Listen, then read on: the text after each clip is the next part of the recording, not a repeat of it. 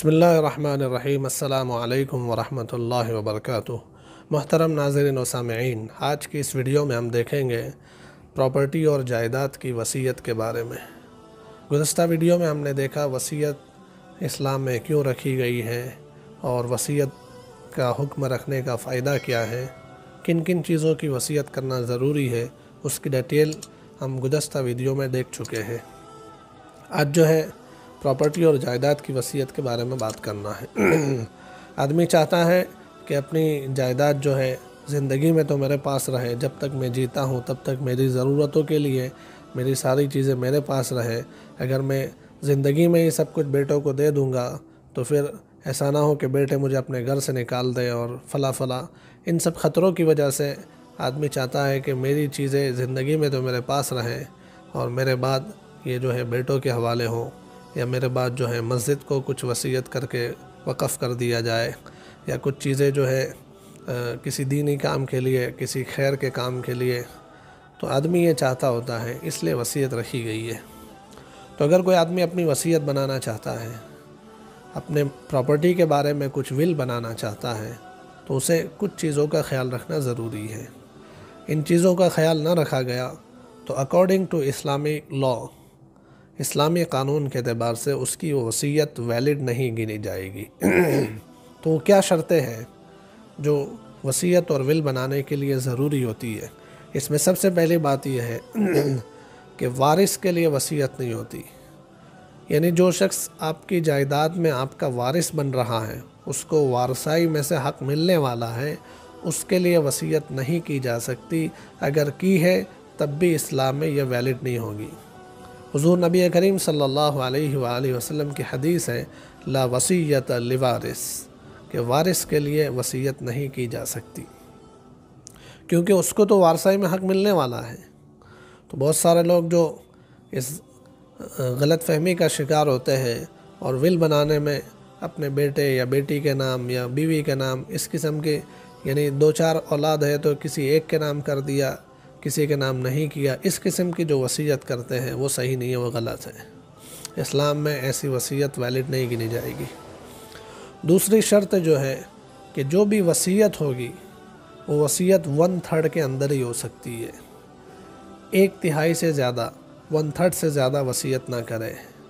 حضور نبی کریم صلی اللہ علیہ وآلہ وسلم کی زندگی میں ایک واقعہ پیش آیا۔ حضرت سعد رضی اللہ تعالیٰ عنہ بیمار ہو گئے اور بہت سخت بیمار ہوئے۔ ان کے ورثہ میں صرف ان کی ایک بیٹی تھی۔ تو حضرت سعد رضی اللہ تعالیٰ عنہ نے اس بیماری میں، جبکہ بہت زیادہ بیمار تھے اور امید یہ تھی کہ اب یہ صحیح نہیں ہو سکیں گے، انہوں نے حضور نبی کریم صلی اللہ علیہ وآلہ وسلم سے درخواست کی کہ میں چاہتا ہوں کہ میں اپنی ساری پراپرٹی، اپنا سارا مال یہ وصیت کر دوں، اللہ کے نام دے دوں۔ حضور نبی کریم صلی اللہ علیہ وآلہ وسلم نے منع فرمایا۔ انہوں نے کہا ٹھیک ہے، آپ مجھے 2/3 یعنی 66% یہ مجھے وصیت کرنے کی اجازت دیجیے، تو آپ نے اس پر بھی منع فرمایا۔ انہوں نے 50% یعنی آدھا کی اجازت چاہی کہ آدھا مال میں دے دوں، تو آپ نے یہ بھی منع فرمایا۔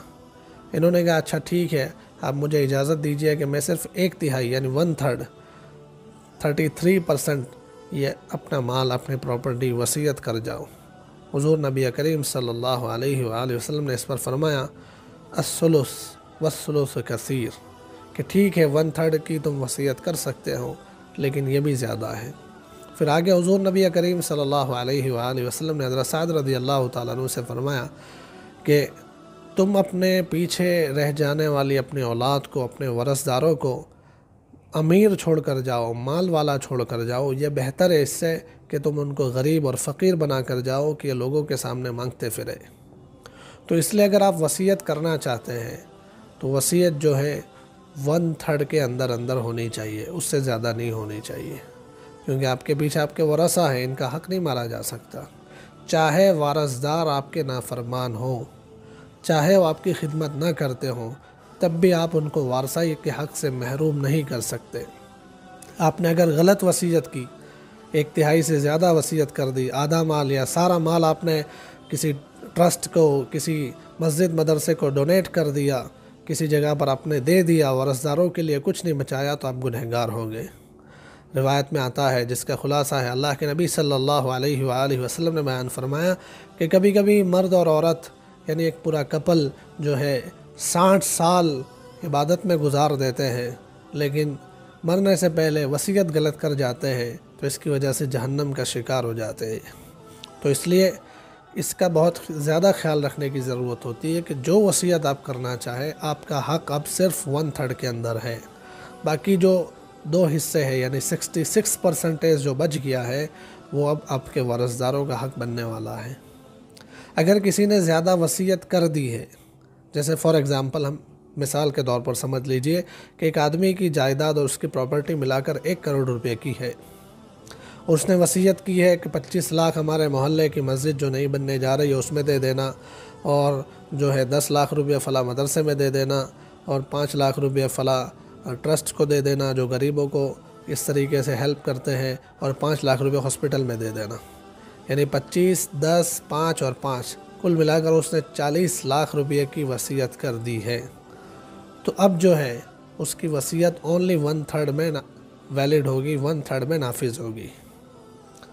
باقی جو 7 لاکھ اس نے اوپر کے وصیت کر دیے وہ 7 لاکھ نہیں دیے جائیں گے۔ اس کی ڈیٹیل ہے کہ اب اس کہاں کتنا دیا جائے گا 1/3 کے اعتبار سے، وہ آپ علماء کرام سے اور مفتیان کرام سے مل کر معلوم کر سکتے ہیں۔ ابھی کے لیے صرف اتنی بات کہ جو وصیت آپ کریں تو آپ کی وصیت جو ہے آپ کے ٹوٹل مال کے 1/3 کے اندر ہونی چاہیے، اس سے زیادہ کی نہیں ہونی چاہیے۔ تیسری شرط جو ہے کہ وصیت جو ہے کسی گناہ کے کام کی نہیں ہونی چاہیے۔ جس چیز کی آپ وصیت کر رہے ہیں وہ ایٹ لیسٹ جائز ہونا چاہیے، اچھا کام ہونا چاہیے۔ ناجائز اور گناہ کے کام کی وصیت آپ نے کی ہے تب بھی وہ ویلڈ نہیں ہوگی۔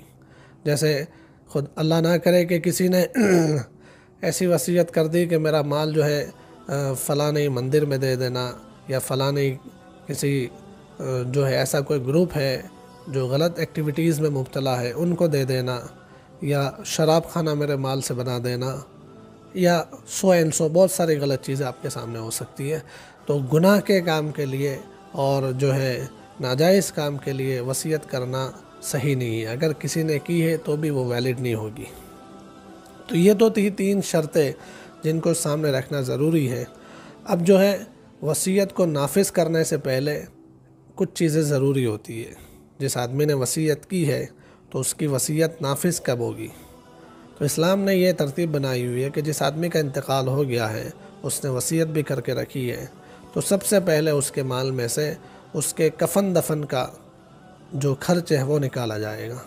جو میڈیم خرچ ہوتا ہے کفن دفن کا، اتنا خرچ اس کے مال میں سے نکالا جائے گا۔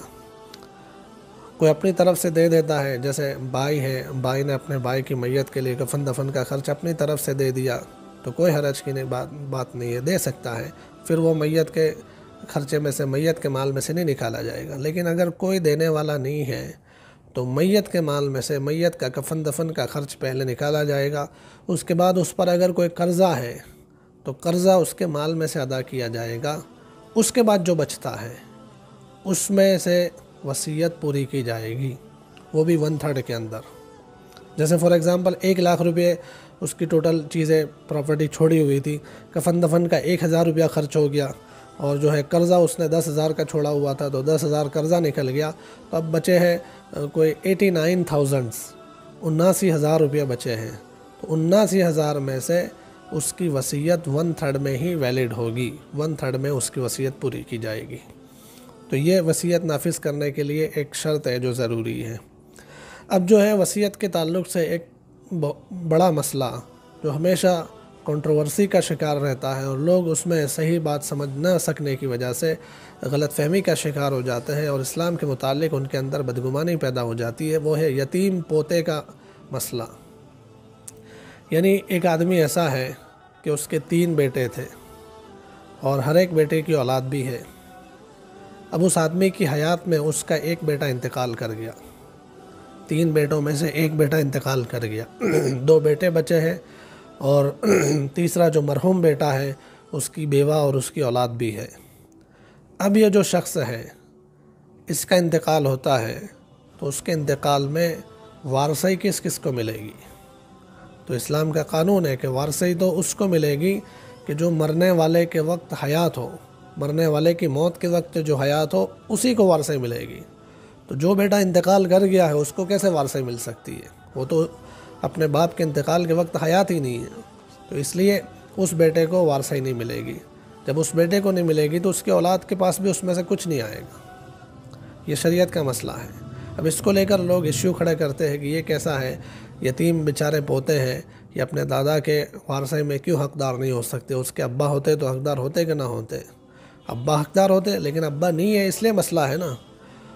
تو ایسے میں اسلام جو ہے وارثی میں تو پوتوں کا حق نہیں لگتا ہے، لیکن اسلام ایسے میں ایک ہمیں سمجھ دیتا ہے کہ اس دادا کو اپنی زندگی میں اپنے ان پوتوں کے لیے، اپنے بیٹے کی بیوہ کے لیے وصیت کر جانی چاہیے۔ جن لوگوں کا وارثی میں حق نہیں بنتا ایسے لوگوں کے لیے وصیت کر جانی چاہیے، تاکہ اس وصیت کے ذریعے سے ان یتیم پوتوں کا اور اپنے بیٹے کی بیوہ کا مسئلہ حل ہو جائے، جن کو وارثی میں کچھ ملنے والا نہیں ہے۔ تو یہ چند چیزیں تھیں جن کو وصیت بنانے کے لیے ہمیں سامنے رکھنا ضروری ہے، اور ان چیزوں کو سامنے رکھ کر وصیت بنائیں گے تو اسلام کے اعتبار سے وصیت ویلڈ بھی گنی جائے گی اور صحیح بھی مانی جائے گی، اور اس وصیت کے ذریعے سے آپ اپنا مقصد بھی پورا کر سکتے ہیں اور اللہ کے یہاں کی پکڑ سے بھی بچ سکتے ہیں۔ السلام علیکم ورحمۃ اللہ وبرکاتہ۔